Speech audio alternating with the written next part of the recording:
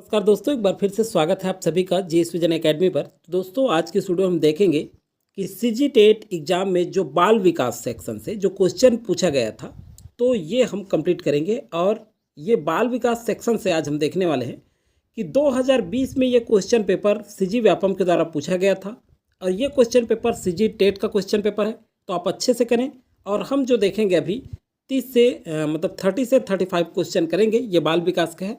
और ये बहुत ही महत्वपूर्ण होता है, आप जानते हैं, किसी भी आगामी एग्जाम के लिए, क्योंकि इसमें हमें पता चलता है कि किस तरह से क्वेश्चन पूछा गया था और किस तरह से हमें तैयारी करना है। तो ये सारी जानकारियाँ हम देखेंगे।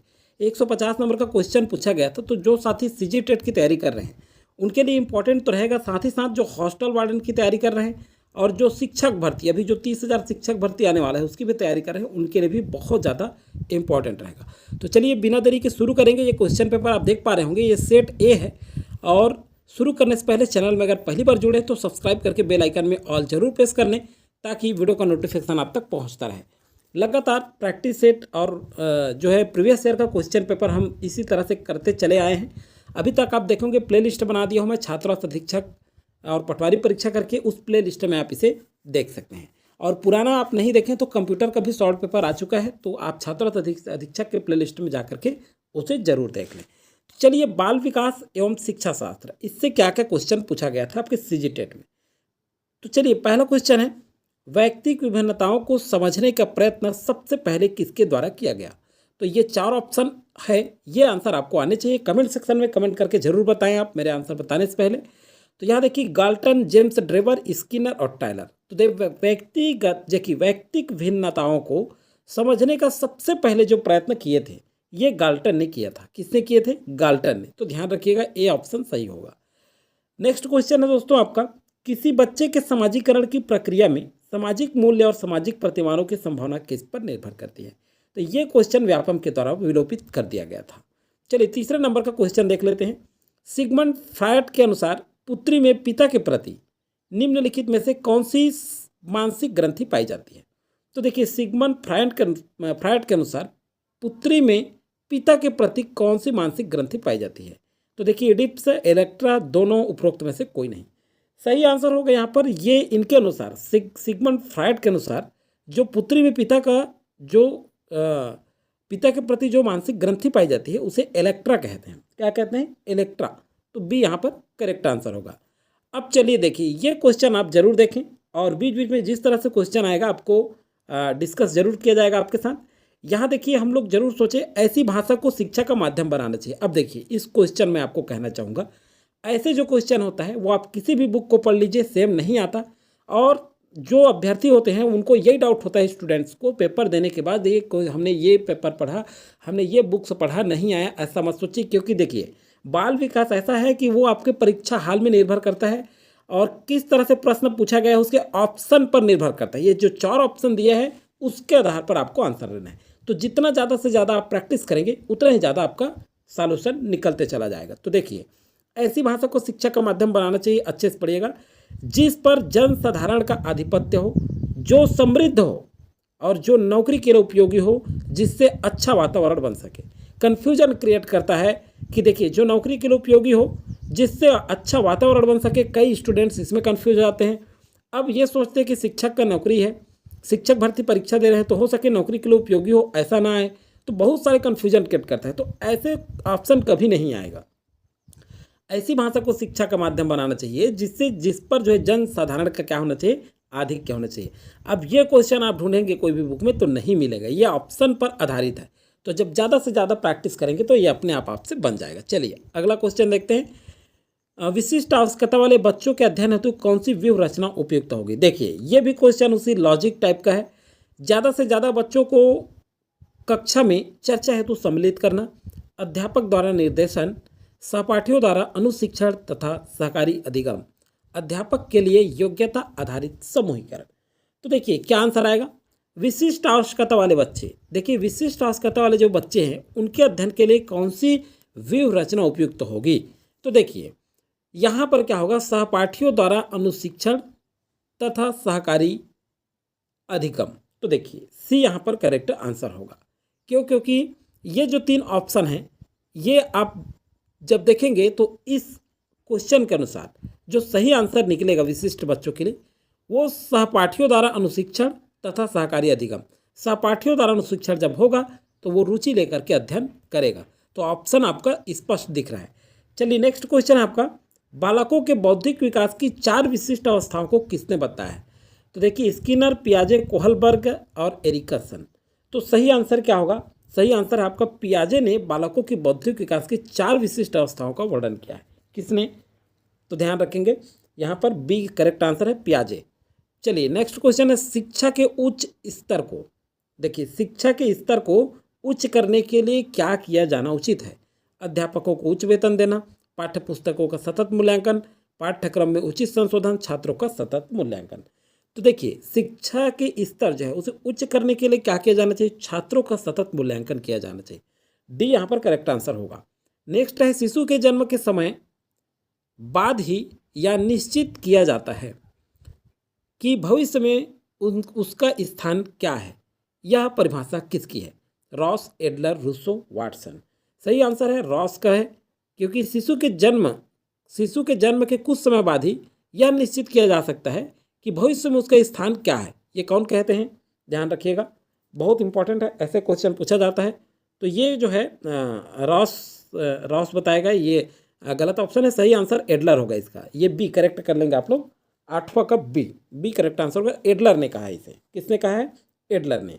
अब चलिए देखते हैं 9 नंबर का क्वेश्चन, कौन सा कथन मानव विकास के संबंध में गलत है? अब देखिए मानव विकास के संबंध में बात की जा रही है, शक्ति और गति, विकास पूर्वन में, और यहाँ देखिए प्रशिक्षक और अधिगम, विकास सामान्य से विशिष्ट की ओर चलता है।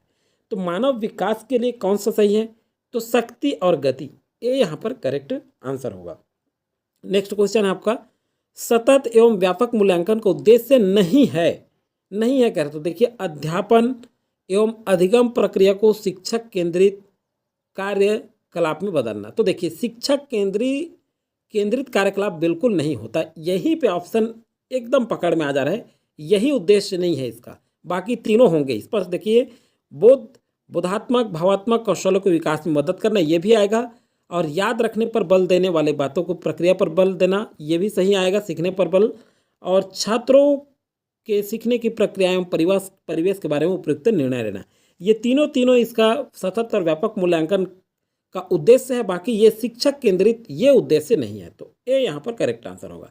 सही आंसर 10 का ए आ जाएगा। चलिए नेक्स्ट क्वेश्चन है आपका 11 नंबर का, श्रवण बाधित बच्चों के लिए शिक्षा व्यवस्था के क्षेत्र में किसका नाम उल्लेखनीय है? तो श्रवण बाधित के लिए पूछ रहा है special, Annie Besant, William James, Helen Keller. तो आप सभी जानते हैं हेलेन केलर का नाम प्रसिद्ध है श्रवण बाधित बच्चों की शिक्षा व्यवस्था के लिए। तो सी यहाँ पर करेक्ट आंसर होगा। चलिए देखते हैं 12वां नंबर का क्वेश्चन, अधिगम अनुभव के कारण हमारे मौलिक व्यवहार में संशोधन है। अधिगम की यह परिभाषा किसने दी है? गेट्स तथा अन्य, काल्विन, चार्ल्स स्किनर और आर.एस. वुडवर्थ। सही आंसर होगा यहाँ पर काल्विन। ये अधिगम अनुभव के कारण हमारे मौलिक व्यवहार में संशोधन है। तो बी यहाँ पर क्या हो जाएगा? करेक्ट आंसर होगा। चलिए नेक्स्ट क्वेश्चन की ओर बढ़ते हैं। नेक्स्ट क्वेश्चन है, बालकों में अधिगम प्रसार हेतु कौन सा कारक आवश्यक है? तो देखिए कक्षा में कार्य की अधिकता, ये तो बिल्कुल नहीं है। क्यों कह रहा है? बालकों की अधिकतम अधिगम हेतु गृह कार्य की अधिकता, बिल्कुल इसमें बोरिल हो जाएंगे बच्चे। लेखन कार्य की अधिकता, इसमें भी बोर हो जाएंगे बच्चे। अध्ययन के प्रति जब व्यक्तिक रुचि जागृत होगा तो उस स्थिति में अधिकतम अधिगम प्रसार हेतु आवश्यक तत्व होगा बच्चों के लिए। तो डी करेक्ट आंसर है। देखिए ऐसे आंसर को आपको सही करेक्ट करना है, क्योंकि ये आंसर बिल्कुल बुक में नहीं मिलेगा। लॉजिक टाइप का क्वेश्चन है, जो आपके 4 ऑप्शन दिए रहते हैं उसके आधार पर निर्धारित होगा कि क्वेश्चन क्या पूछ रहा है और ऑप्शन आपका क्या दिया गया है। चलिए अगला है, क्रिया की सफलता के संतोष एवं असफलता से असंतोष होता है। यह थार्नडाइक के किस नियम को बतलाता है? तो देखिए थार्नडाइक का कौन सा नियम है? अभ्यास का नियम, ये तो नहीं है। संतोष एवं असफलता से असंतोष होता है, कह रहे हैं सफलता से संतोष, ये प्रभाव का नियम है। तो बी यहाँ पर करेक्ट आंसर आ जाएगा, सीधा आंसर दिख रहा है। नेक्स्ट क्वेश्चन है, सीखने के अंतःदृष्टि सिद्धांत को किसने बढ़ावा दिया?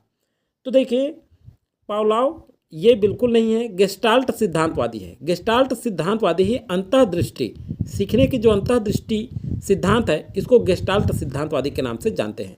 और ऊपर वाला जो थर्मोडायनामिक का सिद्धांत हमने देखा है, इसके लिए मैं अलग से डिस्क्रिप्टिव वीडियो बना दिया हूँ, वहाँ जा करके आप छात्र अधीक्षक के प्ले लिस्ट में जा करके जरूर देखें, वहाँ आपको अच्छे से समझ में आ जाएगा। चलिए नेक्स्ट है, किस तरह के प्रश्न सबसे अधिक उत्तम होते हैं। देखिए कौन सा प्रश्न है जो सबसे अधिक उत्तम होता है।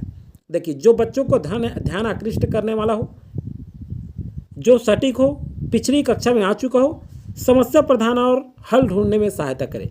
तो देखिए अधिक उत्तम जो होगा वो समस्या प्रधान होगा और हल ढूंढने वाला होगा, तो डी यहाँ पर करेक्ट आंसर होगा। नेक्स्ट क्वेश्चन आपका, अभिप्रेरणा के स्वरूप में निम्नलिखित में से कौन से लक्षण सम्मिलित है। शक्ति संचालन, परिवर्तनशीलता, निरंतरता, उपरोक्त सभी। तो देखिए अभिप्रेरणा की स्थिति में कह रहा है, अभिप्रेरणा, तो देखिए अभिप्रेरणा में क्या है, मोटिवेशन, तो इसमें शक्ति संचालन भी है लक्षण उसका, परिवर्तनशील और निरंतरता, ये तीनों की तीनों हैं, तो डी यहाँ पर करेक्ट आंसर होगा।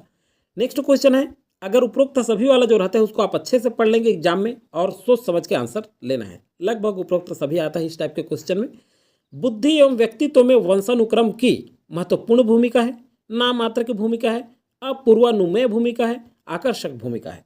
तो सही आंसर होगा दोस्तों यहाँ पर ये जो है बुद्धि एवं व्यक्तित्व में वंशानुक्रम की जो भूमिका है वो महत्वपूर्ण होता है, तो ए यहाँ पर करेक्ट आंसर है। ये तो एकदम सही। आपका बुद्धि एवं बुद्धि परीक्षण के महत्व का निम्नलिखित में से किस कथन से पता चलता है।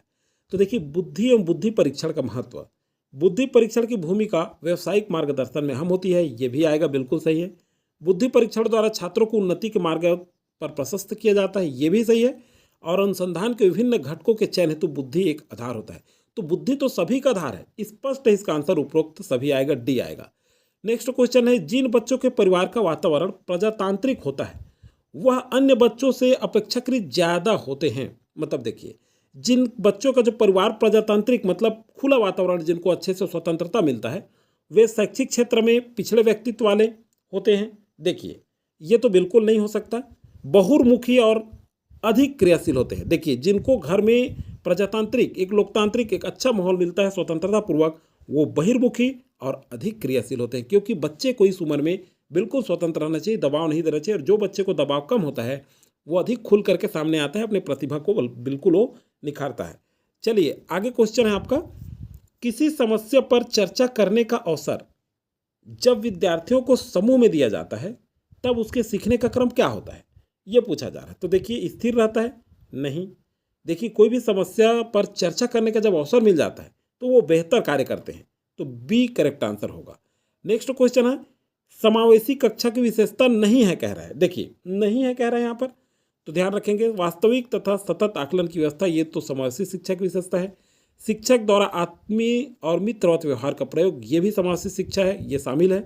अलग सहायक सामग्री का प्रयोग कर अलग अलग विषयों हेतु, ये भी है। समग्र विद्यार्थी एक ही ज्ञान क्षमता वाले, तो देखिए समावेशी शिक्षा जो होता है, ध्यान रखिएगा, तो समावेशी शिक्षा में समग्र विद्यार्थी एक ही ज्ञान क्षमता वाले नहीं होते, तो इसलिए डी यहाँ पर करेक्ट आंसर होगा। सभी का ज्ञान स्तर, समझ स्तर अलग अलग होता है। चलिए नेक्स्ट क्वेश्चन है, उच्च प्राथमिक स्तर पर एक अच्छे शिक्षक में सबसे महत्वपूर्ण विशेषता क्या है। देखिए उच्च प्राथमिक स्तर पर पढ़ाने की उत्सुकता, धैर्य और दृढ़ता, विषयों के ज्ञान में दक्षता, शिक्षण पद्धतियों के ज्ञान की दक्षता। तो चलिए आप सभी डीएड हैं, बीएड हैं, आपको ये आंसर आना चाहिए ऐसे क्वेश्चन का। तो देखिए जो उच्च प्राथमिक स्तर पर एक अच्छा शिक्षक जो होता है उनकी जो विशेषता है वो शिक्षण पद्धतियों के ज्ञान की दक्षता होना चाहिए। क्या होना चाहिए, शिक्षण पद्धतियों के ज्ञान की उनको दक्षता होना चाहिए, क्योंकि उच्च प्राथमिक स्तर की बात की जा रही है। ध्यान रखिएगा क्वेश्चन अगर यही निम्न प्राथमिक पूछा जाए तो फिर आंसर अलग हो जाएगा, मतलब प्राथमिक स्तर का पूछा जाए तब अलग होगा, ये उच्च प्राथमिक पूछ रहा है इसलिए यहाँ पर शिक्षण पद्धतियों को ज्ञान की व्यवस्था उचित होगा आंसर। चलिए नेक्स्ट क्वेश्चन है, यदि आपकी कक्षा का कोई विद्यार्थी विद्यालय में होने वाले हर गतिविधि के विषय में जानने को उत्सुक रहता है तो उसके विषय में आपके विचार होंगे। तो देखिए अगर वो उत्सुक है तो उस आपके विचार में क्या होना चाहिए, यह विद्यार्थी पिछड़ा है, गलत है। उसका पढ़ाई में मन नहीं लगता, ये भी गलत। वह सृजनशील विद्यार्थी है, बिल्कुल सही, सी यहाँ पर करेक्ट आंसर होगा। चलिए नेक्स्ट क्वेश्चन की ओर बढ़ते हैं, वैयक्तिक तथा वातावरण से संबंधित कारकों का प्रभाव अधिगम, देखिए अधिगम पर किस अवस्था पर पड़ता है। तो देखिए पूर्व बाल्यावस्था ये पर नहीं पड़ता, इस पर किशोरावस्था और बाल्यावस्था यहाँ भी नहीं पड़ता। वैयक्तिक और वातावरण से संबंधित कारक जो होते हैं इसका जो प्रभाव होता है ये संपूर्ण जीवन पर पड़ता है। तो डी यहाँ पर करेक्ट आंसर होगा। नेक्स्ट क्वेश्चन है बालकों के वर्गीकरण और उनके प्रमुख लक्षणों के जोड़े बनाइए।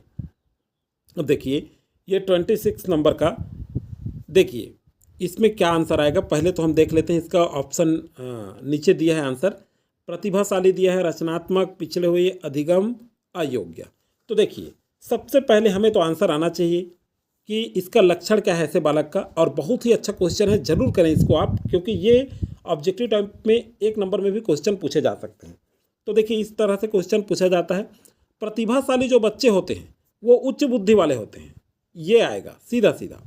रचनात्मक जो होते हैं वो आविष्कारक होते हैं, ध्यान रखिएगा। 2 का डी। पिछड़े हुए जो होते हैं, जो पिछड़े बच्चे होते हैं वो क्या होते हैं, देखिए यहाँ पर अलग अलग सबका आंसर बताया गया है।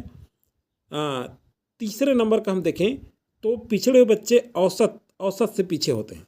और अधिगम योग्य जो होते हैं वो अधिगम अयोग्य कह रहा है, तो ये समस्यावाचक होंगे, स्पष्ट है।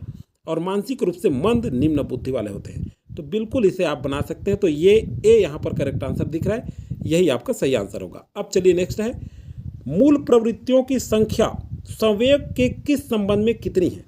देखिए मूल प्रवृत्तियों की जो संख्या पूछा जा रहा है इसका आंसर, चलिए आंसर करिए आप। तो ये 11, 10, 20, 14। तो मूल प्रवृत्तियों की जो संख्या है वो संवेग के संबंध में 14 होते हैं, तो डी यहाँ पर करेक्ट आंसर होगा। नेक्स्ट क्वेश्चन की ओर बढ़ते हैं। नेक्स्ट क्वेश्चन है छात्र को क्या और कितना पढ़ाया जाए, इस बात का निर्णय अध्यापक करता है, यह शिक्षा के किस सिद्धांत के अंतर्गत आएगा। देखिए इस तरह से क्वेश्चन पूछा गया है। निश्चित उद्देश्य सिद्धांत नहीं है, रुचि का सिद्धांत नहीं है, ये नियोजन का सिद्धांत के अंतर्गत आता है, तो यहाँ पर सी करेक्ट आंसर होगा। 29 नंबर का क्वेश्चन में क्या पूछा गया है, सामान्यतः निबंधात्मक प्रश्नों का प्रयोग विद्यार्थियों के मूल्यांकन के लिए किया जाता है, इस प्रकार के प्रश्नों की खामियां होती है। तो देखिए ये जो है विश्वसनीयता वस्तुनिष्ठता की कमी, तो ए यहाँ पर करेक्ट आंसर हो जाएगा। स्पष्ट है कि सामान्य निबंधात्मक प्रश्नों का प्रयोग विद्यार्थियों के मूल्यांकन के लिए किया जाता है, ये विश्वसनीयता और वस्तुनिष्ठता की इसमें क्या होती है, कमी होती है। क्योंकि निबंधात्मक में जो विद्यार्थी होता है वो लिखने का कार्य करता है, कितना सही है गलत है थोड़ा मोड़ा आगे पीछे भी कर लेता है, इसलिए वस्तुनिष्ठता की उसमें कमी पाई जाती है।